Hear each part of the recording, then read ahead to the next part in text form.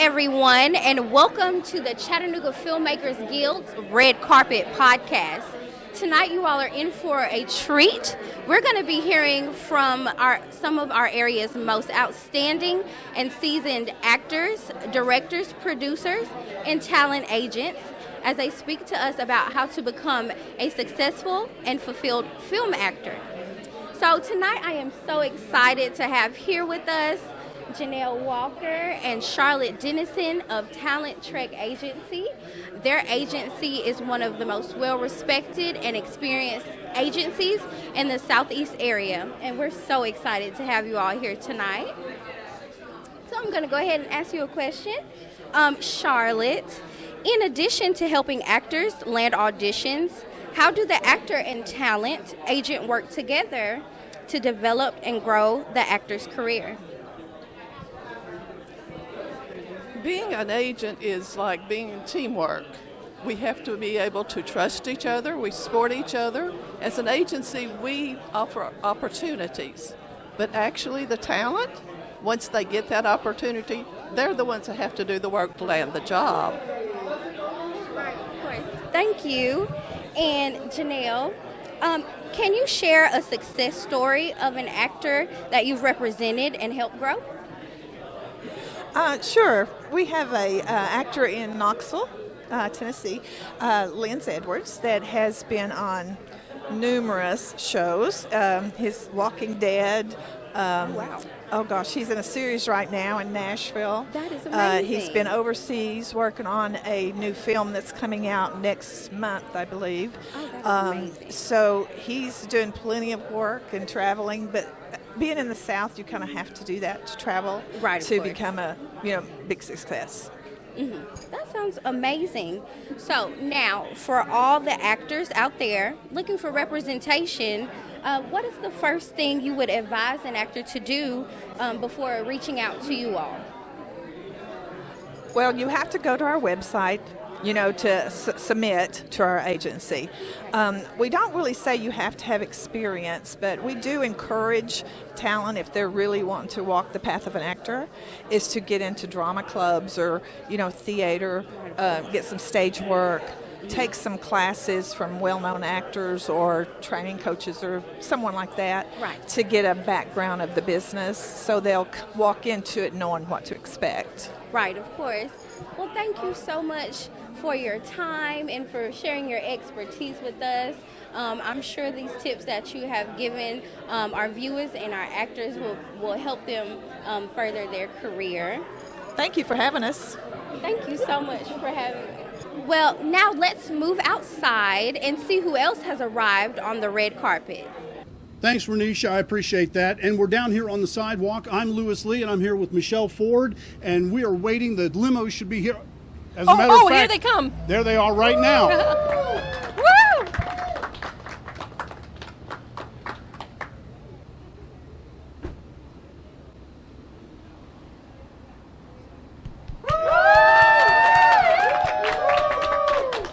All right. Dagan, how you doing? Dagan Beckett, Lewis Lee, and Lewis. we're here with Dagan Beckett, award-winning, Emmy-winning documentarian, and you just finished Legacy America. I did. And we want to talk about that, but we're here talking to actors and wannabe actors. What is the hardest thing in making a documentary? What's the hardest thing about getting someone calm in front of the camera that may have never been in front of a camera before? Yeah, I mean, for me, sometimes I could be a celebrity who's can just kind of come in and turn it on, and other times it's just your regular, everyday, average person. For me, I like to establish that relationship before the cameras roll. Sometimes that's 6 months, and it's just a phone call for an hour or two, or it's going to lunch or having coffee. But then other times, the agent says you have an hour with them. You set up, they come in, film it, they're gone, and you're on to your next one. So it's everybody's a little different, but I attempt to try to talk shop before the cameras even roll. So pre-interview. Yeah, Yeah. yeah, All right. yeah. thank you very much, and Thank we you. appreciate you being here tonight. And Thank you for don't having me. forget to check out Amazon.com, Amazon Prime, for his Legacy America, and also his other films, Beautiful Faces and Songbirds. Yes, thank you. Right now we've got Tim Perez-Ross. How are you doing, sir? So glad that you could make it. All right. Tim's an experienced and a highly sought-after actor. Kind of the same question, except instead of being calm in front of the camera, what's the best advice that you can give to an up-and-coming actor about how to get prepared to be on camera? How to get prepared to be on camera? Yeah, I mean, there's got to be a mindset there. Well, if you've been doing it as long as I have, it's pretty much second nature. But mostly, I just make sure I'm prepared for the project. I'll read the script over and over and over that I'm working on, or if it's a spokesperson job or a commercial job, and just try to anticipate what they're going to need from me or how I can lend my talent and my time and my focus to the project. What's the most challenging thing for you in that preparation? Oh boy. Well, when I'm doing a TV show like County Rescue that I'm on, and I'm in every episode, and I got a bunch of scenes, it's trying to keep the character's arc from the beginning of the episode to the end, because we generally do not shoot in order. Last season, I was right here in Chattanooga for 8 weeks working on that show, and one day I shot in my office for my character's office for 10 hours, but that was over 2 or 3 episodes at different times. So I have to refer back to the script to try to make sure I understand what my character's mood is, what challenge he's facing, and then jump back to something before that or jump to something way ahead of that, all in the same day. All right. Well, thanks for coming out tonight. Absolutely. And Pleasure. I know that they're going to have a lot of questions once you get in there. Sure, I'll be ready. All right, and Michelle is there with the next limo coming in. Michelle? All right, welcome. Rachel, hi, come on in. I'm Michelle Ford. We're so thrilled to have you here, and we're so grateful to you and all the folks with Bespoke for getting everybody here in style. So thank you so much, and I think you have somebody really special with you. Is that correct? Yes, my fiance is actually driving. He's the owner of the company, so. Oh, well, thank you so much. Tell him we said thank you. We hope you enjoy this evening. Thank you so much. Thank you, Rachel. And I believe coming out right now is someone super, super special, Neva. Miss Howell over here. Step on out. Thank you so much. We are so thrilled to have you here. Well, it's wonderful to be here. I'm really excited. Well, folks, we have a special treat with us. This right here is one of the most in-demand actors in the whole Southeast region, Neva Howell. And you may remember her from Ms. Crawford, Greedy People, right? And Ms. Roberts from Ghost of the Ozarks. And now you will see her very, very soon on the big screen playing the iconic role Ma Kent in Superman. Now, Neva, I have the $1 million question that I think myself and all the people here tonight want to know. Okay. How did you land the role of Ma Kent? It was a long process, and I just got lucky that I got it. You know, I think James has such a clear vision and such a beautiful script. But when I first started, I didn't even know it was Superman because they had changed the names and it was a dummy script. So when I finally found out it was, he had sent a tape with a dialect that he wanted. He wanted a specific tone and rhythm, very clear vision. So for whatever reason, I could see it, I think, is what happened. And then we went through a lot of steps to the actual casting and the screen test and the chemistry test, and there were a lot of steps to it. But I think basically, for whatever reason, I understood what he wanted. That's amazing, and congratulations on that. Do you know how many different times you had to do? Was it virtual? It started virtual, but then I made at least 3 trips to Trilith.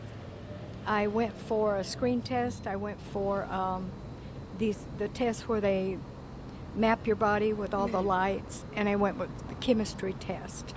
So it was quite a long journey.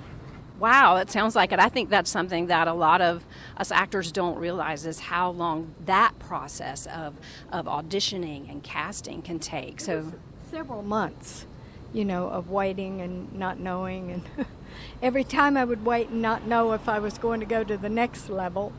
And then I'd go to the next level, and you breathe a sigh of relief there. But then, there's another level over here. There's another thing I have to, pass. Another test I have to pass. So, wow, thank you for sharing that. That is truly some interesting insight. Now, we do have a lot of actors and aspiring actors who tune into this podcast on a regular basis, and I'm wondering if you'd be willing to share maybe a time in your acting career when you faced a difficult challenge and had to figure out how to overcome it. Well, there were a lot of them, first of all, but I think I'll go way back to when I was first starting, when I was much younger and prettier and all of that. I had a body and everything. And when I was younger and I started, I went to LA, and I would audit every acting class that I possibly could. They were all free to audit, so I went to all of them.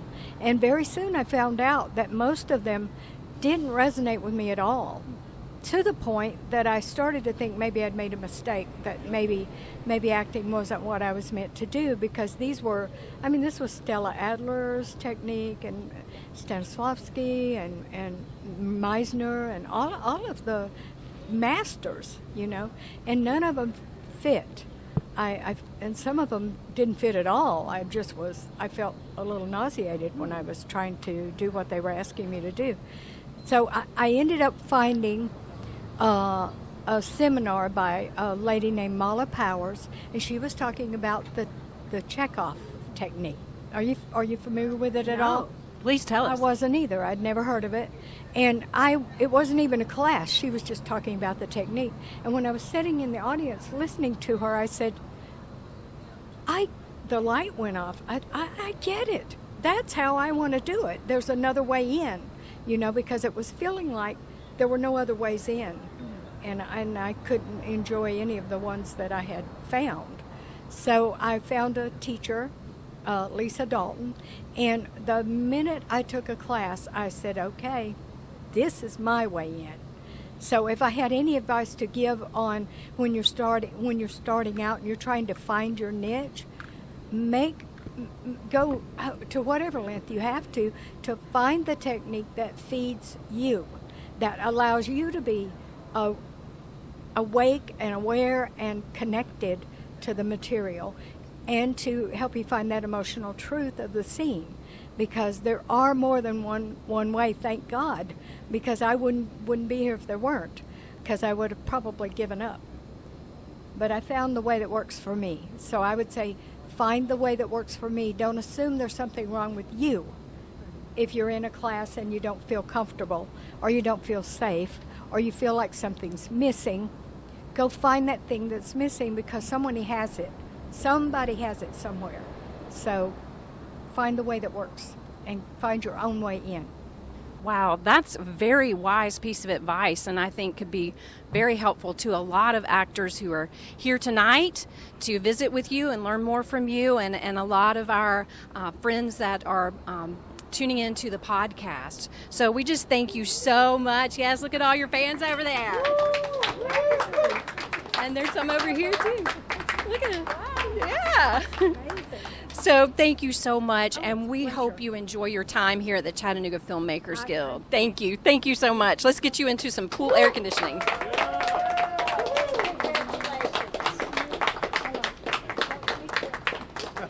Thank you, folks, for tuning in to the Chattanooga Filmmakers Podcast. Now, remember, If you're looking for a more in-depth experience that goes beyond the podcast, please come on down and join us in person each month at the Chattanooga Filmmakers Guild Mixers.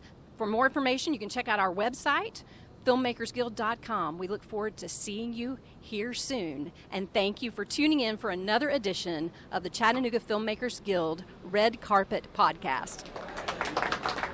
Hello, ladies and gentlemen. I am here with the phenomenal actor Quaid. And Quaid is 8, about to be 9, and is quite the accomplished actor, as he was sharing some things with me. Now, tell me, Quaid, what is your favorite movie to watch?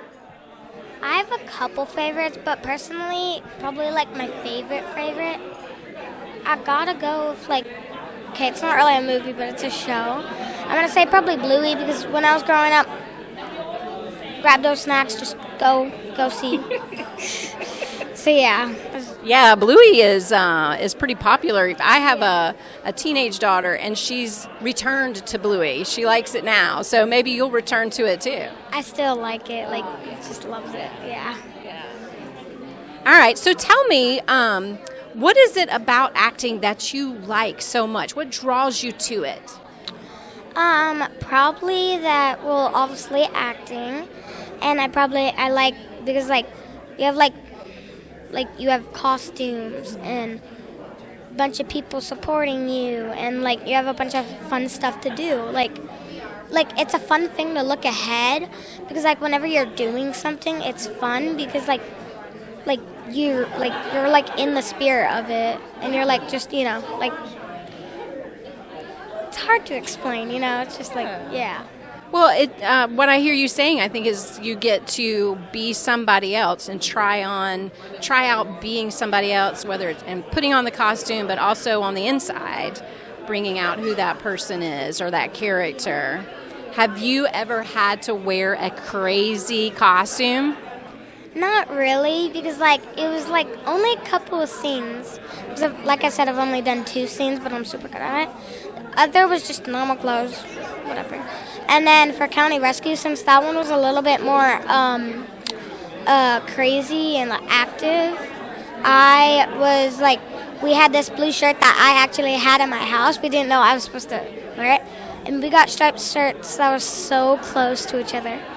And they just did anything. They did makeup, hair, that's it, And also my hair was already done because we went to the salon before the acting, so they didn't need to do my hair. So I just got dressed. They did a little bit of bruising and stuff on me because it was, it was this girl falls into a ditch.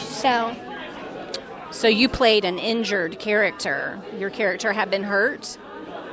Kind of. My friend was my friend, she was the person that gets the bad hurt. And then I was more the kid who runs out, says, hey, please help.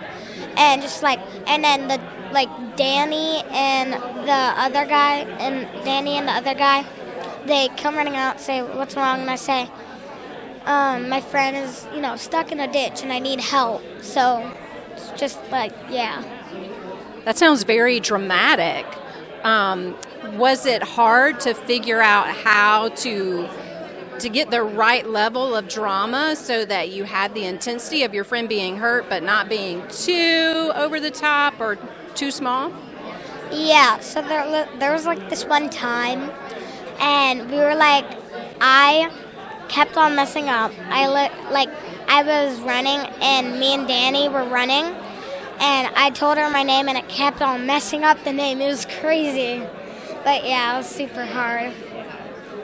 It's really funny how sometimes we as actors, we can mess up on the simplest things, but get the hardest, most challenging, long dialogue correct. It's so weird. Have you experienced that? It's so weird. Why is that so hard?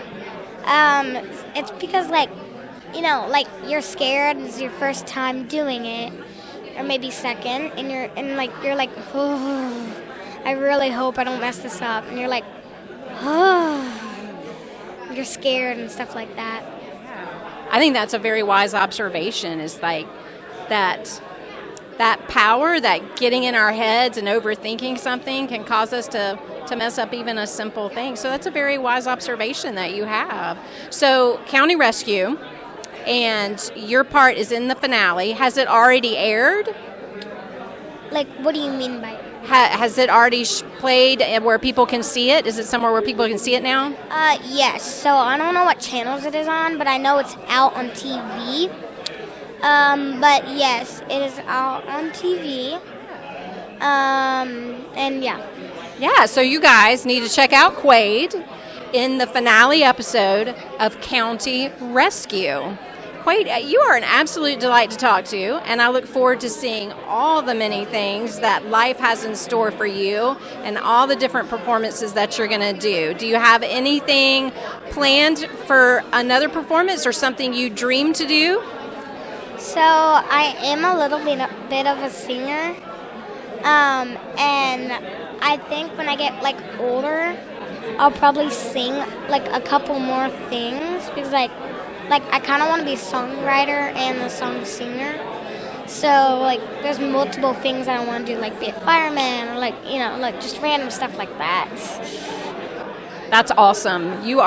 We have a multi-talented actor, singer, songwriter, and potential firefighter here with us. So thank you, Quaid, for joining us. You've been a true delight. Thank you.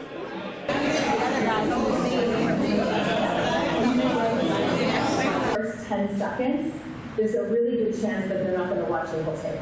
Getting pizza or snacks or marketing or whatever.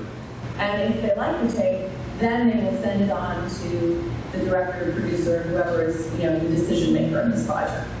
Like, have been working for a long time. They're just, they're definitely industry standard